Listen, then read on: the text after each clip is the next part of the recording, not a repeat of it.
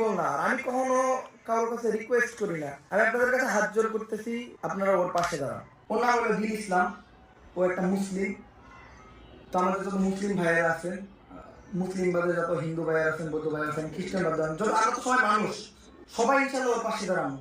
ওর ফ্যামিলিতে যদি এত সামর্থ্য থাকতো যে ওর চিকিৎসা চালিয়ে দিত, তাহলে কখনো আমি লাইক করতে আসতাম না।